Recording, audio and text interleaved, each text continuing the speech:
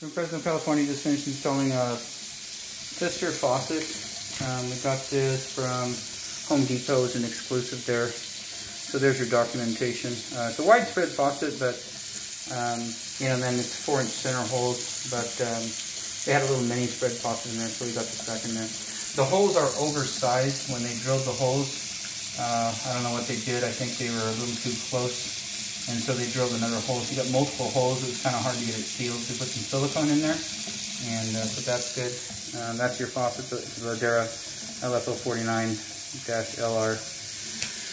Anyways, that's in. It comes with a new stopper. It's all matte black and hot cold. Sorry about the no light down here, but we did replace your shutoff valves. You had the old integrated supply lines with the corrugated stainless steel connectors. And so brand new hot shutoff, cold shutoff, brand new water connectors, braided stainless steel up to the mounting system, and then of course there's the bottom of the drain. This is your tailpiece and trap that's existing to the home, but that portion here with the big cone on it, that's ours. So anyways, that's what we did up here. Everything looks good. We're gonna go downstairs real quick and just take a quick portion of the video in the master shower area, and we'll just point the camera down for privacy in case we bump into anybody along the way.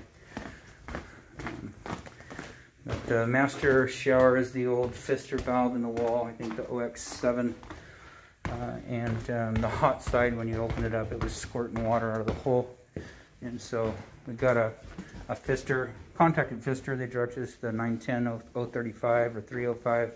We'll have to look at the paperwork when we get done. And got that out to us. So it's a newer style, but it works. So anyways, hot side there.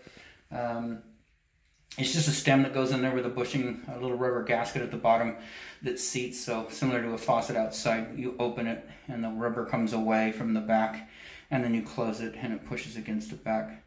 And so, actually no, it spins. There's a cartridge in there. It's a little white. It opens and closes. The gasket at the bottom is, when you tighten it down, it seats. So now everything functions here, hot and cold. We put some silicone around that flange right there because it's they had put putty in there, and it was as old as the home. And so what we did is we just reinstalled it and then put silicone around it. So let that dry before you use it.